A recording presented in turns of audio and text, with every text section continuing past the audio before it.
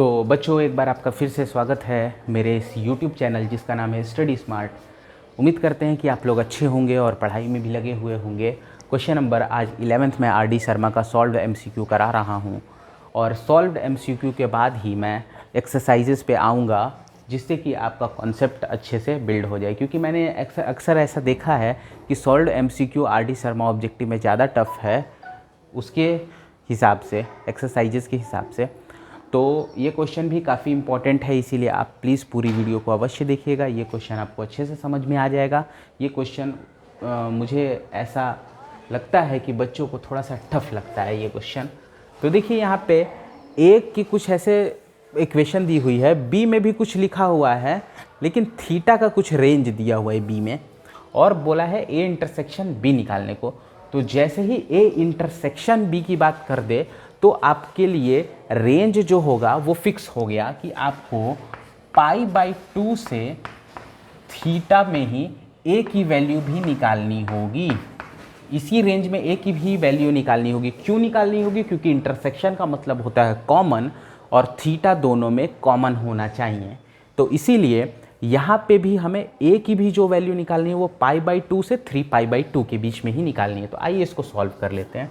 हमारे पास दिया हुआ है 2 cos square theta plus sine theta is less equal to, देखिए बहुत ही आसान है ये, 1 minus sine square theta plus sine theta less equal to, अब यहाँ पे 2 minus 2 sine square theta plus sine theta less equal to, 2 इधर जाएगा, इधर 0 हो जाएगा विदाउट चेंजिंग इनइक्वालिटी साइन। अब यहाँ पे देखिए इस माइनस से मैं मल्टीप्लाई, माइनस से पूरे में मल्टीप्लाई करा दूंगा तो इनइक्वालिटी चेंज हो जाएगी।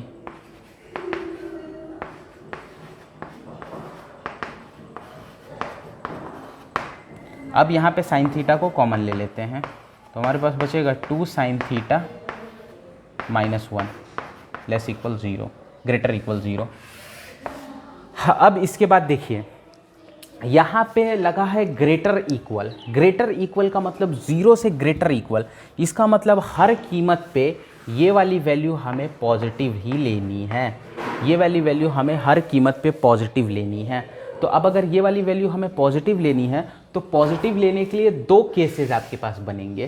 केस नंबर 1 बनेगा और केस नंबर 2 बनेगा। देखिए वेवी कर्व मेथड आपने अभी नहीं पढ़ा है मेरे हिसाब से, इसलिए मैं वेवी कर्व से नहीं बता रहा हूँ, इस तरीके से मैं बता रहा हूँ।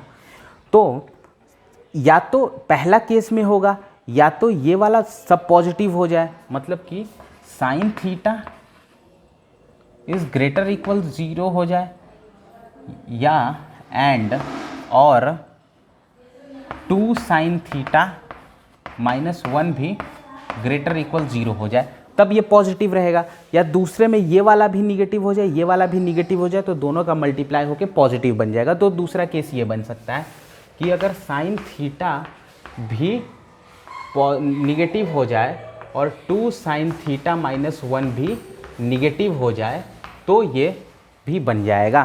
तो आइए अब इन्हीं को देख के सॉल्व करते हैं। तो साइन थीटा की वैल्यू 0 से कम, सबसे पहले तो देखिए इसको सॉल्व कर लीजिए पहले।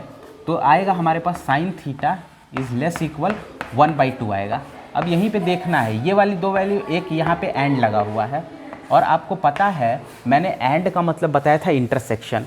तो एक लाइन खींचिए, यहाँ पे 0 है हमारा, 0 से बड़ी होगी साइन थीटा की वैल्यू, मतलब इधर जाएगी, और 1/2 से भी बड़ी होगी, इसका मतलब इधर जाएगी। तो इसका इंटरसेक्शन पार्ट ये वाला आएगा, मतलब कि 1/2, मतलब कि ओवरऑल आपके पास यही बचेगा, sign theta is greater equal 1/2, यही वाली वैल्यू आपके पास बचेगी। देखिए इधर का मैंने मिटा दिया है कि नीचे का दिखाई नहीं दे रहा था इस वजह से। तो देखिए अब यहाँ पे 2 चीज़ है, एंड यहाँ पे लगा हुआ है, एंड का मतलब होता है इंटरसेक्शन। तो 0 से भी ये बड़ी आ रही है और 1/2 से भी बड़ी आ रही है, तो इसका मतलब इंटरसेक्शन में यही सही होगा। तो दोनों को इसका मतलब है अगर कंबाइंड करेंगे तो हम ऑब्वियसली ये वाला लिख सकते हैं, sign theta is greater equal 1/2, बस यही वाला बचेगा क्योंकि ये तो इसी के अंदर आ जाएगा। तो अब ये वाला जो है, अब इसके हिसाब से आपको सॉल्व करना है। लेकिन एक और चीज़ है कि आपको रेंज पहले से ही दिया हुआ है कि आपको π/2 से 3π/2 के बीच में लेना है, मतलब कि 90 और 70 270 के इधर की ही वैल्यू लेनी, मतलब ये वाले रीजन में आए तो सही है, ये वाले रीजन में आए तो सही है। तो सबसे पहले अगर हम साइन थीटा की वैल्यू देखें तो sine theta is less equal sine π/, I think 30 degree, 30 degree का मतलब होता है π/6, मतलब थीटा की वैल्यू जो है वो π/6 से बड़ी आ रही है। लेकिन π/6 तो हम लोग ले नहीं सकते क्योंकि π/6 यहाँ पे आता है, ये वाली वैल्यू हमें नहीं लेनी थी। तो कोई बात नहीं लेनी थी, तो हमें यहाँ पे कुछ चाहिए ऐसी वैल्यू जहाँ पे 1 वैल्यू आ जाए, 1/2 आ जाए। तो आपको पता होगा कि यहाँ पे 1/2 जो आएगी वैल्यू वो आएगी अगर 90 में हम π/3 को ऐड कर दें। ध्यान से समझिएगा, 90 में अगर हम लोग π/3 को ऐड कर दें तो ही यहाँ पे वैल्यू आएगी। या फिर अगर आपको ऐसे नहीं समझ में आया तो आप जो आपकी π/6 वाली वैल्यू है उसको पाई में से घटा देंगे तो भी ये वाले रेंज में आपकी आ जाएगी वैल्यू। तो वही काम करते हैं। देखिए यहाँ पे इसको मैं मिटा देता हूँ क्योंकि ये वाला तो हो गया है काम खत्म इसका, केस 1 का। तो देखिए क्योंकि यहाँ पे हमारा पाई है, आपको π/6 लाना है, तो पाई में से घटाएंगे π/6 तो वो ये वाले रेंज में एग्जिस्ट करेगी। तो इसका मतलब पाई माइनस π/6, तो पाई में से π/6 घटाएंगे तो 6π, दैट इज 5π/6। तो 5π/6 जो है वो इसकी बड़ी रेंज होगी क्योंकि π/2 से वैल्यू लेनी थी, लेकिन हमारा π/6 आया। तो इसके हिसाब से मिनिमम हमारा π/6 आया, लेकिन हमें लेना था मिनिमम π/2 से स्टार्ट करना था। तो इसीलिए जो इसका रेंज बनेगा वो बनेगा π/2 से लेकर थीटा की वैल्यू, सॉरी थीटा होगा यहाँ पे 5π/6। तो ये वाला पहला बनेगा π/2 से लेकर 5π/6। ये वाला समझ में आ गया होगा आपको। देखिए एक बार और मैं समझा देता हूँ, क्योंकि π/6 आपका मिनिमम आया था, लेकिन ऐसा इसमें रेस्ट्रिक्शन था कि आपको π/2 से ही वैल्यू को लेना है।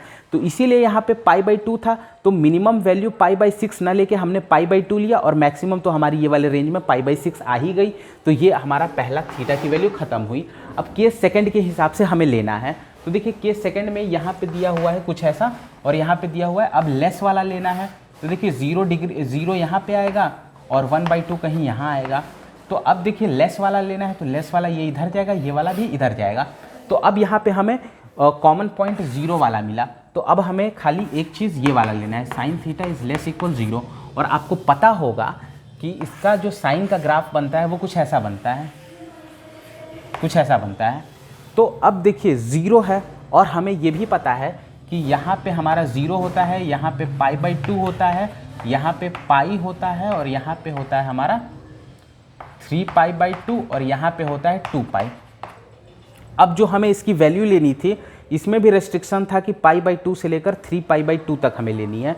तो हमें पता है कि 0 की वैल्यू यहाँ पे इसमें इस रेंज में कहाँ लाई करेगी, तो पाई पे हमारी 0 वैल्यू होती है। तो एक तो हमारा पाई निकल आया और मैक्सिमम से मैक्सिमम ये कहाँ तक जा सकता है, तो 3π/2 तक जा सकता है। वैसे इसको जाना तो था आगे तक क्योंकि 2π पे नेक्स्ट 0 होता है, लेकिन यहीं पे ये रुक जाएगा क्योंकि इसके बाद से इसका रेंज ख़त्म हो रहा है। तो इसका मतलब है पाई से लेकर 3π/2 तक ही जाएगी थीटा की वैल्यू आपकी, ये सेकंड वाले से। अब इसके बाद समझिएगा थोड़ा सा, क्योंकि आपका केस 2 से ये वैल्यू आई, केस 1 से आपकी ये वैल्यू आई। तो केस 1 से ये, केस 2 से ये वैल्यू आई। देखिए कुछ कॉमन जा रहा है क्या, π/2 से 5π/6, मतलब π/2 अगर यहाँ है तो 5π/6 यहाँ पे हो गया, और देखिए वहाँ पे पाई यहाँ पे आ गया और 3π/2 यहाँ आ गया। मतलब कि कोई भी पॉइंट इसमें कॉमन नहीं हो रहा है। तो कॉमन नहीं हो रहा है तो आप सिंपली ऐसे लिख सकते हैं। देखिए इसको सेट बिल्डर फॉर्म में लिखना है, सेट बिल्डर फॉर्म में मैंने आपको लिखना बताया भी है, तो आप देख लीजिए। इसको ऐसे लिखेंगे, थीटा सच दैट π/2 थीटा 5π/6। ये पहला हो गया केस 1 से जो मिला था। यूनियन इसलिए लगाया है मैंने क्योंकि देखिए कोई कॉमन मिल नहीं रहा था, मतलब इंटरसेक्शन का तो कोई सवाल ही नहीं होता है। तो इसीलिए यहाँ पे यूनियन लगाएंगे और साथ ही साथ सेकंड वाला कंडीशन लिख देंगे, सॉरी यहाँ पे थीटा होगा सच दैट पाई 30 थीटा और यहाँ पे 3π/2 हो जाएगा। तो ये आपकी जो है ये वैल्यू आ जाएगी। तो ऑप्शन चेक कर लीजिएगा, ये ऑप्शन किस में सही है, मैं वैसे देख लेता हूँ। आई थिंक कि option number C is the correct option. Option C इसका करेक्ट ऑप्शन है।